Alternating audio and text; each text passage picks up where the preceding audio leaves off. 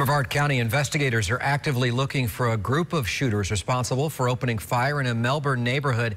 Roughly 50 shots were fired before the gunfire ended on East University Boulevard. Incredibly, no one was hit, but 2 people were injured. Channel 9's Melanie Holt has been following this shooting all day. And Mel, the police chief is calling this a retaliation. We found out that there was a stabbing out in front of Lizzie's restaurant on East University Boulevard on Monday. And then yesterday, those shots rang out. The first calls to 911 captured the tense moments yesterday after multiple shots were fired outside of Lizzie's restaurant on East University Boulevard in Melbourne. Shots fired on University. Okay, Hurry up, get in the house. Is anybody hit?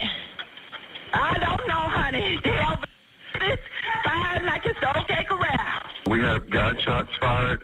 Multiple gunshots sound like automatic weapons at the corner of Main and University. Dorothy Dean is visiting from Atlanta. She wasn't at her daughter's apartment when one of those roughly 50 gunshots shattered her daughter's bedroom window. Other bullets peppered nearby cars. If something would have happened or my daughter would have got shot, is nothing nobody could tell me if something would have happened to my child. 2 people were injured, one of them by shrapnel. The other had a heart condition. And late this afternoon, Melbourne Police Chief David Gillespie told us his department believes the shooting was in retaliation for a stabbing. We also believe that there are people that were present during this that have information that have not come forward. And I urge you, if you have any information, to come forward to the Melbourne Police Department.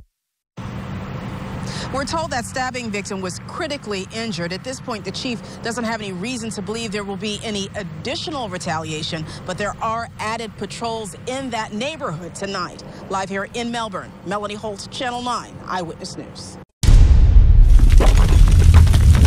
You learn in this Bible how to raise your children the right way. You learn in this Bible how to be a man. So now let's go to the things that were written aforetime, which teaches us how to be a man, okay? That's what we out here for, to teach our men how to be men. Because you find the image of a strong black man in the Bible. You find the image of a strong black woman in the Bible. And the Bible is going to explain what we have to do in order to be considered a man in the eyes of God. 1 Kings chapter 2, verse 2. I go the way of all the earth. Be thou strong therefore, and show thyself a man. Show thyself a man. Now we're going to find out what must we be doing in order to show ourselves that we are a man. Because there's more to being a man than just working. There's more to being a man than just taking care of your family. There's more to it than just that. Read on. And keep the charge of the Lord thy God, to walk in his ways, to keep his statutes and his commandments and his judgments and his testimonies, as it is written in the law of Moses. So that's what makes you a man according to the Bible. Keeping his laws, statutes, and commandments, okay? It doesn't make you a man on how much sisters you can sleep with. It does not make you a man how much money you make. That's not what makes you a man. What makes you a man is keeping God's commandments. That's why our brothers are always looking for the fast buck, sell drugs to one another, killing your people, not having patience, not leaving it up to the Most High that he will give you a righteous and suitable job to provide for your family, okay? So we are reading the things that the Christian church is not going to teach you, all right? Let's get Titus chapter 2, all right? Let's get some more understanding on how we become men and how men is supposed to be according to the scriptures. Whatsoever things were written aforetime was written for our learning. That's right. Titus chapter 2, let's start at verse 1. Titus chapter 2, verse 1. But speak thou the things which become sound doctrine. But speak thou the things, that's what we are speaking, the sound doctrine, which is the law, statutes, and commandments of God, which is located in a book called the Bible. That's right. Read on. But speak thou things which become sound doctrine, that the aged men be sober. That what? The aged men be sober. Nation building starts with you men. That's right. Nation building starts with you so-called black men, Hispanic men, and Native American men. Right. Okay? The aged men must be sober, not high on drugs, not drunk off alcohol, sober in mind, not sober in the law, statutes, and commandments, not got his mind filled with the doctrines of Christianity. Okay? Read on. Sober, grave. Grave meaning serious. Our men today, our grown men, walk around with their pants sagging. Okay? Grown men, 40 years old, 50 years old. This is the example that our young men are learning from. The Bible says the grown men, the aged men, is supposed to be grave, serious. Serious about what? Keeping God's commandments, because that's what makes you a man. That's right. Temperate. Temperate, meaning patient. That's another commandment that we must obey. Our people lack patience. That's why we always want to make the fast buck. We don't want to take our time, take the patience of filling out a job application, okay, and waiting for somebody to hire us. No, we want to go out and make the fast buck, okay? And it only leads to two options, either dead or in jail, when you choose to live that lifestyle of earning a living for yourself. Right. Read on. Sound in faith. Sound in faith. One doctrine, one faith, which is the truth according to this Bible, that you so-called blacks, Hispanics, and Native Americans make up the 12 tribes of Israel. Okay? The Bible was only written to you. It's only for you. And that's what we have come out here to teach our people, what they have not been taught. Read on. And charity and patience. Go ahead. The aged woman likewise. The aged woman likewise. So the Bible starts off with the aged men. The aged men have to get themselves in order first, because once the men get in order, then the women will get in order, and then the children will get in order. Okay? Hold that real quick. Let's get the divine order. Okay? Because that's how order starts in a nation. This is nation building. That's what we out here to do, to teach our people who they are according to the Bible. All right? So this is the start of a nation right here. 1 Corinthians chapter 11, verse 3. But I will have you know that the head of every man is Christ. So the head of every Israelite man, the head of every black, Hispanic, and Native American man is Jesus the Christ, the black Messiah. All right? That the head of every man is Christ, and the head of the woman is the man. So the head of the woman is the man. How you doing, brother? What's your nationality? If you don't mind me asking, come here real quick. You got a second? Don't come around the front. Just come around to the front if you don't mind, please. Thank you very much. Come around to the front. Thank you, sir. All right. Appreciate it. How you doing, bro? What's your name, sir? Thomas. My name is Eladar. How you doing, brother? Good. So what we out here doing is showing the people that you see on this sign right here that they are the Israelites according to the Bible, okay? Because when you read, because you don't find the names African American, West Indian, Cuban, Puerto Rican, you don't find those names in the Bible. The names you find in the Bible is Judah, Benjamin, Levi, so on and so forth, all right? So we out here to teach our people that they are the biblical Israelites. So if you don't mind me asking, where's your father from, your biological father? From New York. Is he a so-called African American? Indian, like Native American Indian? Okay, so if your father's a Native American, let me get Numbers 118 real quick. If your father's a Native American Indian, that would be your nationality also, okay? Because we have two classifications of Indians. We have the Seminole Indians, which derive from Florida, and then you have the Native American Indians, okay? So, North Carolina? Okay. Well, the thing is, we're going to find out just to prove to you that you are what your father is. And then we're going to go through a few scriptures to see if you can identify with these curses, okay? All right, read what you got. Numbers chapter 1, verse 18. And they assembled all the congregation together on the first day of the second month. And they declared their pedigrees. So they declared their pedigrees. Their pedigree is their bloodline, their lineage, okay? After their families by the house of their fathers. After their families by the house of their fathers. So that's why I asked you, whatever your father is what will determine your nationality or what nation of people you come from, your ethnicity, okay? So now let's get Romans chapter 8, verse 16, okay? Because we out here to teach the so-called blacks, Hispanics, and Native Americans that if they can fit the prophecies of these curses that we're about to read, that makes them Israelites, that makes them the children of God. Okay? Read on. Romans chapter 8, verse 16. The Spirit itself bear witness with our spirit. So the spirit of this Bible, the words of God, bears witness with our spirit, our mind, body, and soul. Go ahead.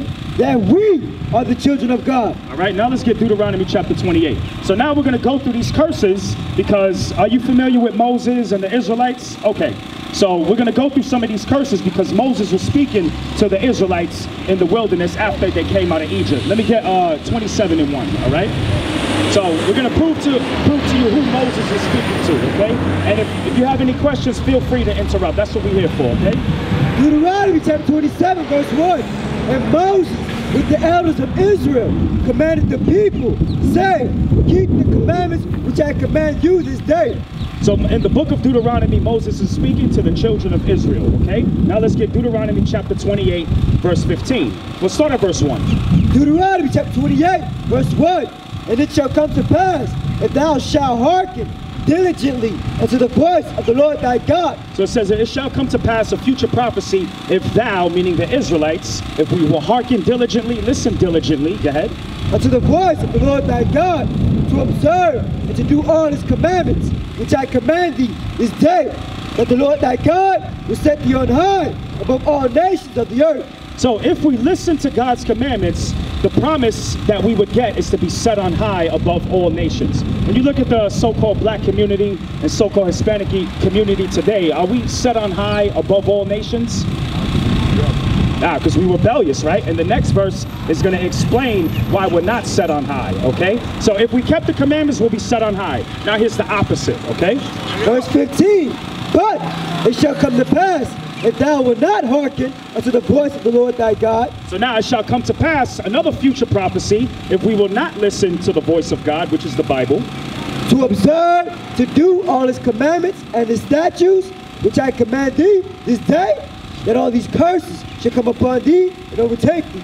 Now curses are going to come upon us if we do not listen to God's commandments, like you just said, being rebellious, okay? So now we're going to go through some of these curses, and through a process of elimination, we're going to find out who these curses happen to and what nation of people do they fit, okay? Let's go to verse 46. Verse 46, and they shall be upon thee for a sign. So the curses we just read that's going to be put upon us for being rebellious and breaking God's commandments, they're going to be upon us for a sign. Right. Now, a sign helps us identify something. Like I see the stop sign, when I'm pulling up to it, when I'm driving, I know to start hitting my brakes because that's giving me a sign that I got to stop my vehicle soon. Right. So these curses are going to be upon us for a sign to help us identify who the Israelites are today in 2018. That's right. Okay? And for a wonder, and upon thy seed forever. So the curses are going to be upon our seed forever, meaning your children, if you have grandkids, so on and so forth, the generational curses, okay? Now let's go to verse 32. Deuteronomy 28, verse 32. Thy sons and thy daughters shall be given unto another people. Now who got that sign with the auction block real quick? Is that behind the Christ sign? Yep, right there. So read that again, soldier. Thy sons and thy daughters shall be given unto another people. Right here, you could go on Google and find these images, okay? It says, our sons and our daughters shall be given unto another people. Right there, you see the auction block with the Caucasian man right there. What they're doing, they're casting, they're bidding. Like you go to a car auction, they're doing the same thing with us. They're going, selling slaves to one another. So this is how our sons and our daughters were given to another people, another race of people, okay? Okay. Thy sons and thy daughters shall be given unto another people, and thine eyes shall look and fail with longing for them all the day long. So our eyes would look and fail. Our parents, when their children were given away, all we could do is look on at the slave master take our children away. There's nothing we could do.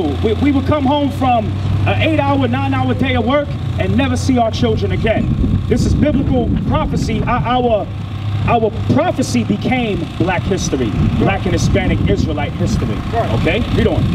And there shall be no might in thine hand. So there shall be no might in our hand. You know, during that time when our children was being given to another people, we had no economic might, we had no military might. There's nothing we could do to get our children back. So that's one curse that was put upon the children of Israel for breaking his commandments. Now let me get another curse for you, all right? Give me verse 48.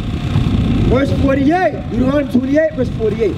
Therefore shalt thou serve thine enemies. So because we didn't want to keep the law, statutes, and commandments, because we wanted to be rebellious, instead of us serving the Most High God with joyfulness and gladness, he says, therefore, we're going to serve our enemies now. So God says, you don't want to serve me? Now I'm going to make you serve your enemies, okay? And we're going to find out who these enemies are by process of elimination, okay? Therefore shalt thou serve thy enemies, which the Lord shall send against thee. In hunger. So in hunger, we have to serve our enemies. Back in slavery times, we had to go to our slave master for food. You know what I'm saying? When we was on that plantation. Today in 2018, we have to serve our enemies, because when you go food shopping, you go to Walmart, you go to Publix, the grocery store, no McDonald's, Burger King, any place where you're hungry, we have to go to another nation to provide that for us, because we don't own those businesses. You know what I'm saying? Read on. In hunger and in thirst. And in thirst. If we want Dasani water, if we don't pay our water bill, who comes to our house to cut it off? The other nations, right? You don't see a man that looks like you to come shut off your water. All right, read on. In thirst and in nakedness. Nakedness is the clothes on our back. When we look at the tag on our shirt, it'll say made in China, made in Taiwan, made in another nation. You know, we don't produce the raw fabrics, the raw textiles to make the clothing. We still have to rely on another nation for that, okay? And in nakedness, and in want of all things. And want of all things means anything you can think of, whether it be toilet paper, toothpaste, you know what I'm saying, a driver's license. If you want to get a college education, if you want to get a mortgage, you have to go to your enemy for that, okay? And God, read on, sorry. And he that we got to go to in hunger, and thirst, nakedness, and want of all things, and he what? Shall put a yoke of iron upon thy neck. So now, when you look at this picture, you know, you already can see who had yokes of iron upon their neck. You know what I'm saying? And once again, Moses is speaking to the Israelites, okay? So it was the so-called black man, the so-called, also the Hispanics as well. Because you see right here, these are the Spaniards. And if you say your father's Native American, this is what happened to his forefathers. You know what I'm saying? When Christopher Columbus came, this is what they did. You could go on your smartphone and Google these images. This is historical facts that happened to our people, okay? So this enemy will put yokes of iron upon our neck. Go ahead. Until he hath destroyed thee. Until there was a dispensation of time. Because we read about, or hear about, in 1863 with the Emancipation Proclamation, everybody tries to give Abraham credit for freeing the slaves. You know what I'm saying? But he knew what he was doing. He knew that we was already mentally destroyed. Give me Jeremiah 17:4. He knew that we was already mentally destroyed and spiritually destroyed, divided into different religions, divided into different nationalities. That's why blacks and Hispanic people think we're a different people. But the only thing that separates blacks and Hispanic is just the language. Your slave master taught you English. My slave master taught me Spanish. But we're the same people, ranging from a light brown to a dark brown. Okay? Shalom. This is Bishop Nathaniel of Israel United in Christ. Please subscribe to our YouTube channels. Stay up to date with our latest events, music, and classroom lessons.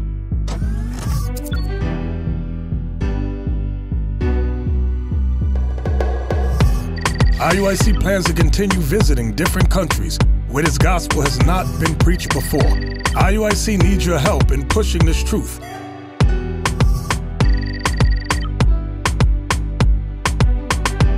So join us.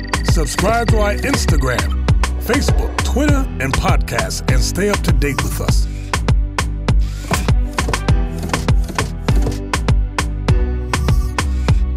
For more information, please visit www.israelunite.org.